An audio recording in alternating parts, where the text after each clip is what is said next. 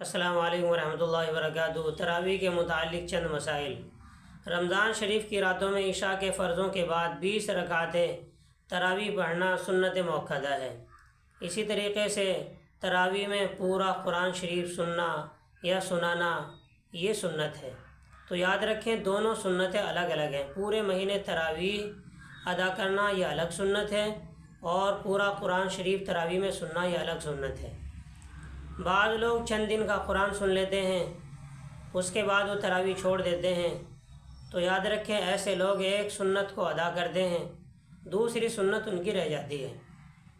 ان کے لیے ایسا ہے چند دن کا انہوں نے قرآن شریف سن لیا، اب سننے کے بعد میں وہ ایک جگہ نہیں رہ سکتے، کیونکہ ان کے کام ہیں، تجارت ہے، تو جہاں بھی موقع ہو وہیں تراویح ادا کریں۔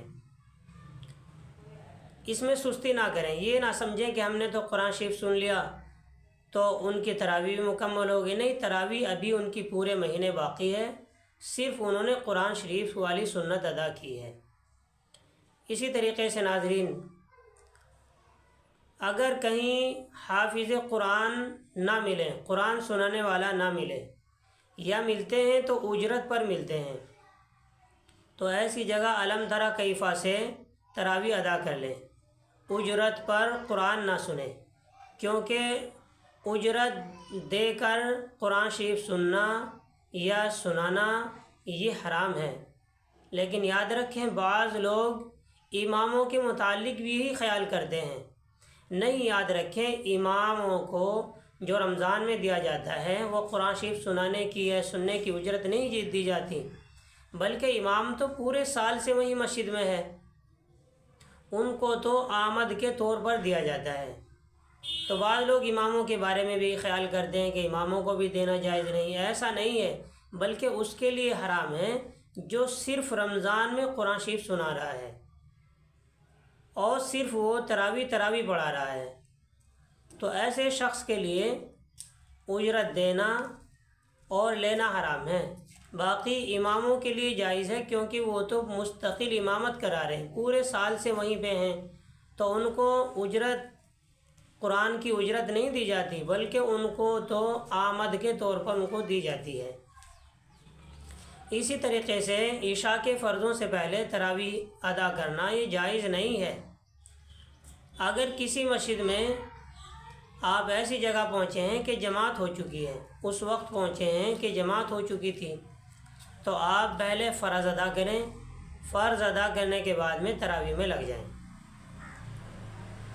ایسا نہیں ہے کہ آپ پہلے فرض ادا کریں گے، پھر سنت ادا کریں گے، پھر تراویح میں لگ جائیں گے، پھر اور بھی آپ کی تراویح نکل جائے گی، بلکہ آپ اس وقت مسجد میں آئے کہ جماعت ہو چکی ہے تو صرف آپ فرض ادا کریں، اور فرض ادا کرنے کے بعد میں فوراً آپ تراویح میں لگ جائیں۔ اور آپ کی جو بچی ہوئی تراویح کی رکعتیں ہیں ان کو چاہے تو وطروں سے پہلے ادا کر لیں، یہ بھی جائز ہے، چاہے امام صاحب کے ساتھ وطر ادا کرنے کے بعد اب تراویح اپنی جو بچی ہوئی ہے وہ پوری کر لیں۔ دونوں طریقے سے جائز ہے، چاہے وطروں سے پہلے ادا کریں، چاہے وطروں کے بعد ادا کریں۔ ایسا نہیں ہے کہ آپ کی جو رکعتیں تراویح کی نکلی ہوئی تھی ان کو چھوڑ دیں آپ، نہیں، یہ جائز نہیں ہے۔ تو آپ تراویح کی رکعتیں ادا کریں، چاہے تو وطروں سے پہلے کریں یا بعد میں کریں۔ اسی طریقے سے تراویح میں قرآن کو اس قدر جلدی پڑھنا کہ حروف کو کٹ جائیں بڑا گناہ ہے۔ اس صورت میں نہ امام کو ثواب ملے گا، نہ مقتدی کو ثواب ملے گا۔ نابالغ کو تراویح میں امام بنانا جائز نہیں ہے۔ جتنی دیر میں 4 رکعت تراویح پڑھی جائیں اتنی ہی دیر ہر 4 رکعت کے بعد بیٹھنا مستحب ہے، چاہے دعا پڑھیں، چاہے درود شریف پڑھیں، یا خاموش بیٹھے رہیں۔ ہاں، اگر نمازیوں کو یہ پسند نہ ہو یا نمازیوں کو گرانی محسوس ہوتی ہو تو اس سے کم بھی ٹھہرنا جائز ہے، لیکن مقتدیوں کی جلدی اور گرانی کے باعث تسبیحات، رکوع، سجدہ، سبحانک اللہم، درود شریف چھوڑ دینا جائز نہیں ہے۔ تو اس لیے امام صاحب کو چاہیے کہ مقتدیوں کی طرف اتنا بھی دھیان نہ دے کہ نہ تو قرآن شریف صاحب پڑھ رہے ہیں، رکوع سجدے بھی جلدی کر رہے ہیں کہ جتنا بھی میں جلدی کروں گا مقتدی خوش ہوں گے، یاد رکھیں یہ ناجائز ہے۔ مقتدیوں کو خوش کرنے سے پہلے اللہ کو خوش کرنا ہے۔ ہمیں ایسے طور پہ تراویح سننی ہے اور سنانی ہے کہ اللہ راضی ہو جائے۔ اگر مقتدی راضی ہو گئے اور اللہ ناراض ہو گیا تو کچھ نہ ملا۔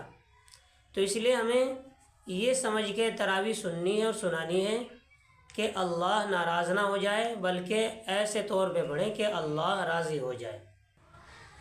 اسی طریقے سے ناظرین، ختم قرآن شریف کے دن زائد روشنی کرنا مسجد میں اور جھنڈیاں وغیرہ لگانا، یہ سب فضول خرچی میں داخل ہے اور یہ ناجائز کام ہے۔ ایسے ہی شیرنی تقسیم کرنے کے لیے جبراً چندہ لینا اور تقسیم کرتے وقت مسجد میں شور و شغف کرنا اور تقسیم کو ضروری اور لازمی سمجھنا کہ قرآن شریف کے پورا ہونے پر شیرنی مٹھائی تقسیم کرنا اور نہ کرنے میں توہین سمجھنا اور شیرنی تقسیم کرنا ہی ضروری سمجھنا، یہ سب ناجائز ہے۔ اور تقسیم نہ کرنے والوں پر لعن و طعن کرنا، یہ سب ناجائز کام ہیں۔ اسی طریقے سے ناظرین، قرآن شریف سناتے وقت کسی کلمے کی کمی زیادتی ہونے پر اگر معنی بدل جائیں تو نماز فاسد ہو جائے گی۔ جیسے فما لہم لا یؤمنون کی جگہ لا کو چھوڑ دیا جائے، یؤمنون کہہ دیا جائے، فما لہم یؤمنون، تو نماز فاسد ہو جائے گی۔ اسی طرح اجر عظیم کی جگہ عذاب علیم کہہ دیا تو معنی بدل گئے، نماز فاسد ہو جائے گی۔ تو ہم یہ خیال رکھیں کہ ایسے الفاظ نہ چھوٹنے پائیں جس سے معنی بدل جائیں، کیونکہ اس سے امام کی بھی نماز خراب ہو جائے گی اور مقتدیوں کی بھی نماز خراب ہو جائے گی۔ اللہ تعالیٰ مجھے آپ کو عمل کی توفیق عطا فرمائے۔ صحیح اصول آداب کے ساتھ میں اللہ کو راضی کرنے کے لیے اللہ میں تراویح سنانے کی اور سننے کی توفیق عطا فرمائے۔ وآخر دعوانا الحمدللہ۔